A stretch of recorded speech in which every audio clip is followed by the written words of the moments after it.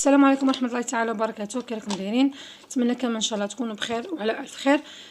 نرحب بالمشتركات الجدد اللي التحقوا بالقناه عالم امور ميسا. نتمنى منكم برك دعم القناه بالاشتراك وتفعيل زر الجرس باش يوصلك كل جديد. وفيما يخص المشتركات تاعي القدم نرحب بهم ونقول لهم شكرا لكم على التفاعل تاعكم وعلى التعليقات الحلوه اللي راكم تخلوها لي في الفيديو. نروحوا اليوم حنخليكم الصوره اعلى الفيديو. راح نخدموا هاد النويزات اللي كانت طوندونس على مواقع التواصل الاجتماعي. كانت 2021 يعني للعرائس. اذا كنتي متمكنه من الخياطه ولا مبتدئه كما تقدري تخيطيها لروحك بالماكينه تاعك، يعني راها اسهل، غير التركيز، شويه التركيز والباقي كلشي سهل. نروح نشوفوا. انا هنايا فيما يخص نوعيه القماش استعملت ساتان اسبانيول. ساتان اسبانيول على حسب المنطقه وعلى حسب الحوانيت كل واحد كيفاش راه يبيعاه، من 40,000 حتى 45,000. تخيري لا كولور اللي توالمك. علاش ساتان اسبانيول؟ ساتان اسبانيول تجي فيه واحد اللمعه، يجي شباب كما سبقت وذكرت. قلت لكم الساتان اسبانيول يجي خفيف وتجي فيه واحد اللمعه كما راكم تشوفوا، يجي شباب، يعني هو القماش المناسب في هذا الفصال. نروحوا نكملوا الفصاله. كما قلت لكم راح نحتاجوا متر قماش، يعني متر تاع كتسان ساتان، متر وحده، والطول تاعنا فيه متر ونص. المتر كيفاش راح نخدموا عليه؟ جهه المتر ونص هذه هي جهه طويله، راح نثنوها على 2 بهذا الشكل، ونجيبوا هذا القنت المحلول نديروه على شكل مثلث كيما هكا. راح نثنوه بهكا بهذا الشكل. نعاودوا ها الساتان تاعنا المتر ونص، هذه جهه المتر وهذه جهه المتر ونص، نثنوها على 2 اون دو، ونجيبوا هذا القنت المحلول، هذا القنت اللي راه على 2 نجيبوه ونطبقوه بهذا الشكل كيما هكا. صافي دوك راه نطبق على 4، هذا على 2 وهذا على 2. اش نروحو نديرو؟ نجو هنا للقنت هذا ننزلو بمسافه 25 سنتيمتر، نديرو 25 سنتيمتر منا، ونديرو 25 سنتيمتر الجهه الثانيه. ها 25 سنتيمتر تاعنا اللي وزناه. نجو هنا للمنتصف ننزلو ب2 سنتيمتر، ونجيبو من النقطه هذه ل2 سنتيمتر تاعنا ونعاودو نطلعو للنقطه الثانيه. يعني كي رايحين نمقصو هنا في هذا القوس، ما نروحش نمقصو هنا في القطعه المستقيمه. نجيبو المتر ريبون تاعنا، نجيبو المتر ريبون تاعنا ولا المتر تاعنا اللي نقيسو بها. نشوفوا المسافه تاعنا اللي رانا دايرينها هنا منا لهنايا، تشوفوا تقريبا 8 سنتيمتر، يعني راح نوزن كامل هنايا ندير 8 سنتيمتر. 8 سنتيمتر على، نتبع الخط هذا الدائر هذا اللي راه جاي مقوس، نتبعه وندير عليه 8 سنتيمتر. كي نجيو للنهايه هنا عند الجهه هذه المغلقه نزيدو مسافه 5 إلى 7 سنتيمتر بهذه الطريقه. يعني ما راناش رايحين نقصو هنا، رايحين نقصو هنايا. نجو هنا ونديرو القوس تاعنا عند وين زدنا 5 سنتيمتر، يعني راح تجي مره ولا طويله كيما نقولوا، راح تجي في صاله برانسيس، لاكو برانسيس بهذه الطريقه. نروحو نفصلو نقصو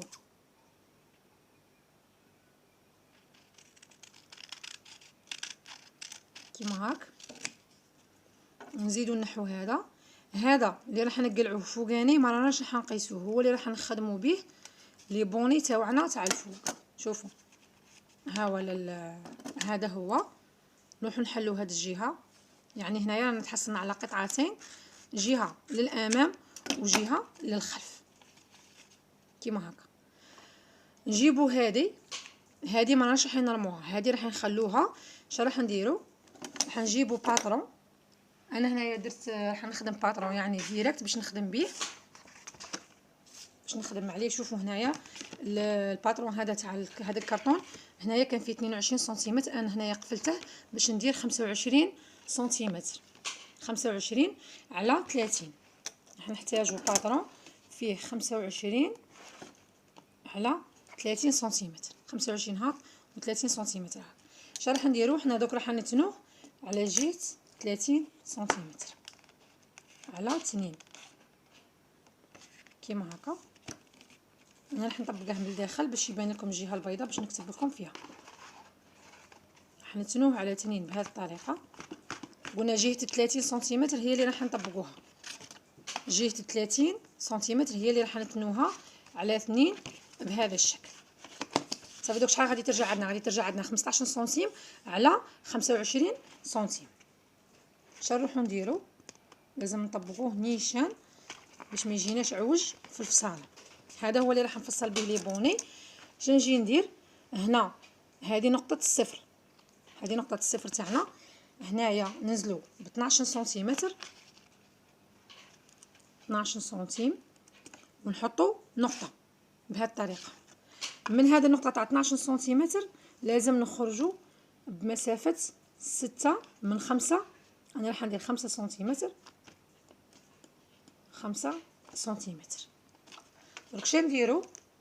نجو نربطو ما بين النقطه هذه نقطه الصفر ونقطه ال5 سنتيمتر، نحاولوا نربطو بقوس. شوفوا شغل تخفي. الا كانت عندك البيروكي نجمي تخدمي بالبيروكي، ما كاش عندك البيروكي تخدمي بيدك، يعني شغل تقوي يدك تخدميها مليح. تخدمي هذا القوس كيما هاك.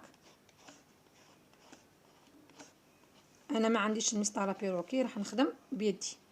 شوفوا كي نوصلوا هنا على نقطه 5 سنتيمتر حاولوا نديروا قوس، قوس بهذا الشكل، ونخرجوا به هنا ثاني مقوس منا.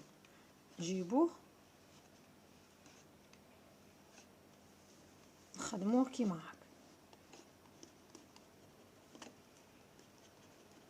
هنا دوك نبين لكم غايه بعد ما خدمته كيفاش راح يخرج.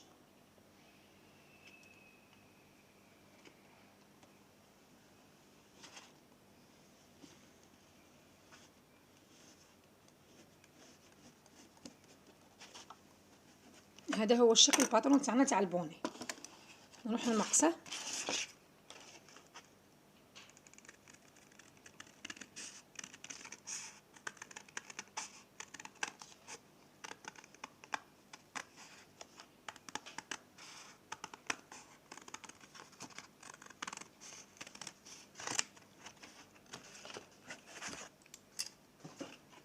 هذا هو البوني تاعنا كيفاش انا رايحين نخدموه. من بعد ان شاء الله هنايا كي نجيو نخيطوا عندنا اون بانس راح نديروها هنا كي نكونوا فصلنا. المهم هذا هو الباترون تاعنا تاع البوني تاعنا الفوق. هنايا لو بوني تاعنا من بعد راح نديروا قطعه تاع قماش من الساتان اللي تزايد لنا لتحت. شوفوا هذه القطعه اللي تزايدت لنا في الكتان. اش رايحين نديروا؟ رايحين ننحو هنايا، راح نجيو هنايا نديرو 2 اشرطه 5 سنتيمتر 5 سنتيمتر، نقطعوهم بالطول تاع الكتان يعني متر. هذه متر اللي هنايا فيها 10 سنتيمتر على متر، راح نقصوها في 2، راح نحصلوا على شريطين. هادو الشريطين هما لي كوردون اللي راح نركبوهم ونوريكم طريقه التركيب وطريقه اللبس تاعهم من بعد. اما هنا هذا اللي تزايد لنا هنايا كي نقلعوا هذه 10 سنتيمتر راح تبقى لنا هذه المسافه. هذه المسافه هي اللي راح نديروها 8 سنتيمتر، 8 سنتيمتر على الطول و8 سنتيمتر على الطول، يعني 8 سنتيم على 1 متر و8 سنتيم على 1 متر. راح نخدموها دي بلي اللي يجوا في الحاشيه تاع البوني هنايا. هذوك لي بلي راح نحط لكم الصوره على الفيديو. لي بلي اللي يجوا هنايا يجوا هكا مستفين، يجوا حتى لهنا للاخر. وهذا قلت لكم راح نخدموا به الكوردون ولا الشريط اللي راح نحزموا به. الباترون هذا وين راح نحط؟ الباترون هذا راح نحطوه في القطعه هذه 25 سنتيمتر اللي كنا نحيناها من الفوق كي كنا نفصلوا في الاول. قلت لكم ما تقيسوهاش، هذيك هي اللي راح نفصلوا فيها. طبيعه الحال هذا راه صغير وهذا راه كبير. شنجيبوا هذه الجهه المغلقه، شوفوا هنا راه متني على 4، هذه جهه مفتوحه جهه مغلقه، وهنا جهه مغلقه. هذه الجهه المغلقه هي اللي راح نحطوها هنايا، ونحطوا الباترون تاعنا عادي هنايا ونفصلوا ونقوسوا. حاجه نسيت ما قلتها لكمش، هنا في نهايه الباترون راح نطلعوا ب1 سنتيمتر. ندير 1 سنتيمتر تاعي ونقص، يعني نديره طالع ما يجيش ستريكت. هنايا نديروا 1 سنتيمتر تاعنا راح تجيني هنا، ونقص 1 سنتيمتر هذيك هكا هاهي لا قطعه الواحد سنتيمتر تاعنا اللي حنقلعوها هكا هنا، يعني هنا ما يجيش مستقيم، راح يجي شويه مقوس.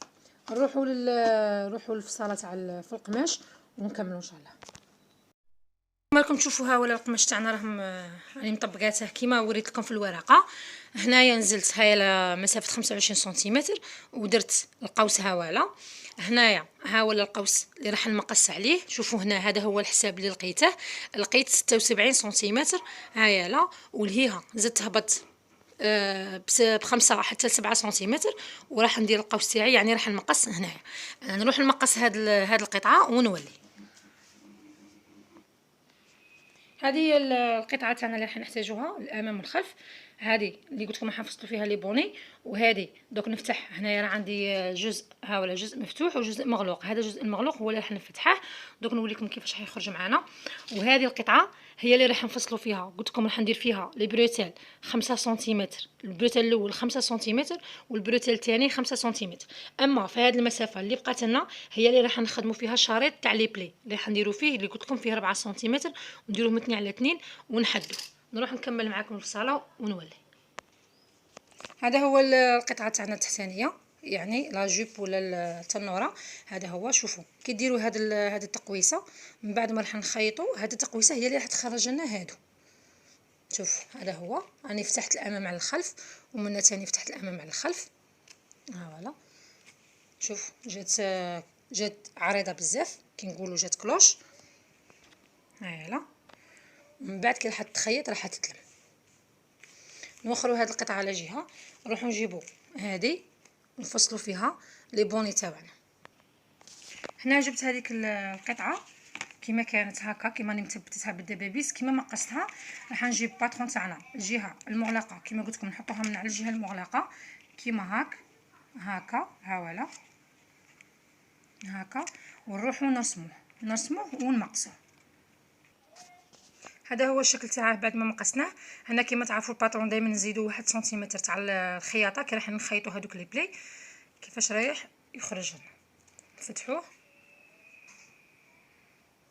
ها ولا لو بوني تاعنا. غادي من بعد هنايا نعينوا المنتصف، راح نكرونطيه عنده، راح نديروا لي بلي بهذه الطريقه بهذا الشكل. بعد كي راح نخيطوهم راح يبانوا. كنروحوا لمرحله الخياطه راح نتفاهموا. نروحوا دروك نشوفوا كيفاش راح نخدموا البروتيل تاعنا. نفصلوا البروتيلات ونفصلوا القطعه اللي راح نديروها دي بلي. هنا كيما راه الكتان طبقته على 4 وديت 4 سنتيمتر في كل بروتيل. هايلا 4 سنتيمتر، عفوا نوريكم. هايلا 4 سنتيمتر سطرت 4 سنتيمتر وسطرت. دوك راح نقصهم. هذا راه فيه 4 سنتيمتر على 1 متر، يعني العرض تاع الكتان تاعنا راه 1 متر. 1 متر في 1 متر يعني 2 متر. كل بروتيل لازم يكون فيه 1 متر. ونروحوا من بعد ثاني كي نقصوا هادو نروحوا هنا لتحت وندو مسافه تاع 10 سنتيمتر. ندو 5 في الخمسة راح نديروهم دي بلي هادو تاع لي بلي اللي راح نديروهم على حول البوني. المهم كي راح نبدا في الخياطه راح تفهموا. هنا القطعه اللي بقات لي هنايا في القماش العرض تاعها 15 سنتيم، يعني هذه 15 سنتيم راح نستعملها كامله ونقسمها على 2، يعني كل واحد راح يجي فيه 7.5. هذا تاع لي بلي اللي كنا نهضروا عليه راح نديرها 7.5. ها ولا راني قدامكم راح نسطر ونقصه. اما فيما يخص البروتيلات هما راني ما قصتهم، من بعد راح نخيطهم ونحددهم. هي شوفي البروتيل ولي بلي لازم لهم الحداده. اول مرحله راح نبدا بها هي خياطه لي بلي في البوني. كما راكم تشوفوا هذا البوني تاعنا الاول راح نجيبه ونجيب هذه القطعه عفوا تاع لي بلي اللي كنا راح نديروها، وراح نبدا نخيط هنا، نخيط وندير لي بلي مسافات متساويه. خيطه كاع منا راح ندير من ونعاود نوصل هنا عند القنت، راح نزيد مع القنت الثاني حتى نوصل هنا للاخر. بنفس الطريقه كما خيطت البوني الاول راح نخيط البوني الثاني.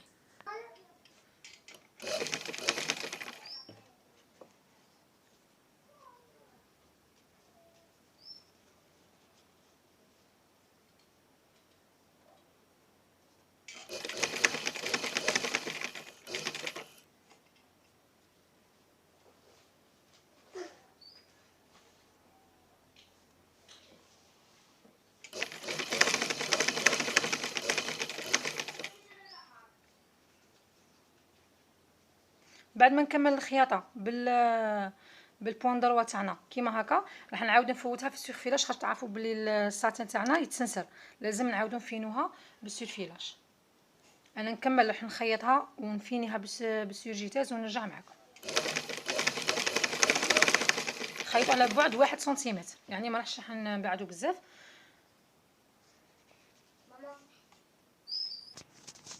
هذا هو البوني تاعنا الاول، راح يخرج بهذه الطريقه. شوفوا لي بلي كيفاش يجوا مستفين، يعني نحاولوا نخلوا نفس المسافه ما بين لي بلي. من بعد راح نفوتها في السيرجيتاز ونحده. نكمل الثاني بنفس الطريقه ونرجع معكم. بعد ما خيطت لي بلي كيما راكم تشوفوا هنايا تاع لي بوني، ها هو اللي راني فوت لهم السيرجي كامل. ها فوالا نسيرجيهم نحددهم، نكملوا الخياطه تاعنا ونكملوا لا فينيسيون.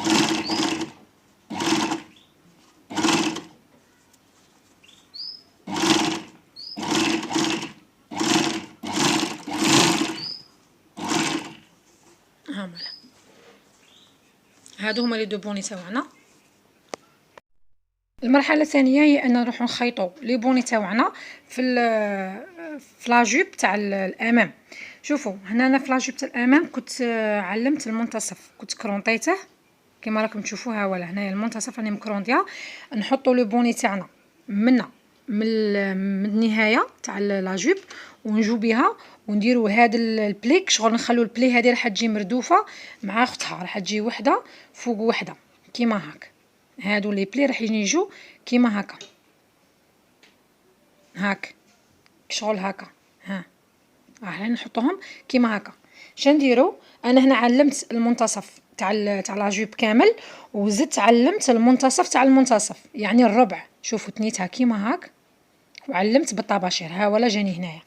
وهنا تاني البوني تاعنا علمت المنتصف تاعه، درتها هكا على 2 وعلمت المنتصف تاعه. شنديرو انا نروح نثبت بالدبابيس كيما هكا، ندير هذا المنتصف هذا تاع الربع باش تفهموني اكثر. حاول المنتصف وهذا المنتصف تاع المنتصف، يعني هذا هو الربع. هذا الربع نحطه مع المنتصف تاع البوني كيما هكا بهذه الطريقه، ونثبت هذه فوق هذه ونثبت هذه هنا في النهايه. شو دوك راني نفيلمي بيد وحده كيما هكا راح تفهموا اكثر. شوف ها النهايه تاع لاجوب تاعنا، هذه النهايه، وهذا المنتصف ها ولا، وهذا المنتصف تاع المنتصف. انا شندير نجيب البوني تاعنا ندير المنتصف تاع البوني هنا هكا مع هذا ونثبته بالدبابيس. هنا راني نخدم بيد وحده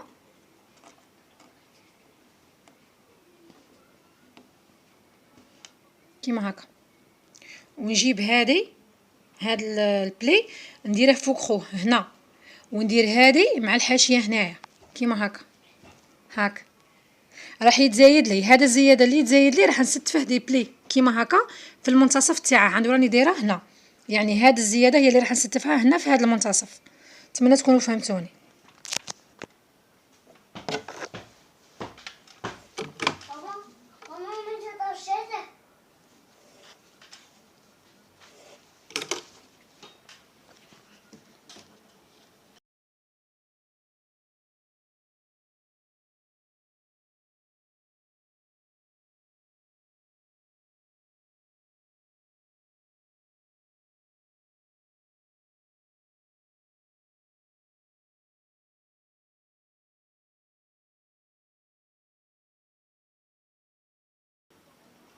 ها ولا وين خيطنا الجزء الامامي تاعنا، ها هما لي بلي درناهم، ها هما لي بلي اللي درناهم في الجزء الثاني. يعني لو بوني تاعنا هذا هو. شوفوا لي بوني كيفاش راح يطيحوا. شوف هذا هو الشكل تاع لو بوني تاعنا. درك شنو نروحو نديرو الحين هنايا في هذه 1 سنتيمتر اللي خيطناها راح ندير لها سورجي ونرجع نخيط فيها لاستيك. هنا راح ندير لها لاستيك ولكن منهاش راح نكمشها بزاف، راح غير شويه زعما غير باش يجينا هذاك الشغل تاع شغل تجي مستفه. راح ندير لها سورجي ونرجع للاستيك. هنا الجزء الخلفي ما راحش نديرو له كفه، راح نديرو له لاستيك. شوفوا هذا لاستيك هذا ولا اللي كان عندكم شويه صغير عليه معليش، المهم يفي بالغرض. هنايا راح نركبوه بالسيرجيتاز الوجه للتحت ولاستيك يكون يشوف الوجه الدخلاني كيما هاك، وما نكسلوش بزاف، يعني غير واحد شويه برك باش يجيب لنا هذيك الكشكاشه اللي تجي في الظهر، يعني ما راحش نكسلوه بزاف، غير واحد شويه. ولا بعد ما ركبته بالسيرجي درك راح نقلبه كيما هاك ونخيط نفوت بالبوان دروا، يعني نقلبه كيما هاكا ونخيط عليها بالبوان دروا من تحت باش تجي لا فينيسيون شابه. ونروح نقفل الجناب، نقفل الجناب تاع النويزه تاعنا، ونخيط لي بروتيل. راني خيطهم بالسيرجي تاع زهواله، راح نقلبهم ونحددهم ونخيط. واخيرا كما راكم تشوفوا راني كملت هذه هي النويزه تاعنا، راني حددتها كامل وحزمت لها لي بروتيل تاعها. هذا هو الظهر، هذا هو الخلف تاعها. يعني البروتيلات راح يجوا منا، يجوا هنا للظهر، تكروازيهم ترجعيهم للامام، تعقديهم تعاودي تردي للخلف هواله، وتعاودي ترجعيهم للامام ينحزم من القدام. هذا هو، هذه هي طريقه اللبس تاعها. نتمنى ان شاء الله نكون وصلت الفكره باسهل طريقه وتكون عجبتكم. شوفوا هنايا كيفاش جايه كلوش، شوفوا كيفاش جايه كلوش، يعني فريمون جايه عريضه. هاد القياسات اللي عطيتهم لكم يلبسوا حتى 2 اكس ال، يعني يلبسوا من الام حتى 2 اكس ال وتجي شابه. نتمنى ان شاء الله التوفيق للجميع، نتمنى ان شاء الله باك يعجبكم الفيديو. بارطاج لو ماكسيموم. سلام.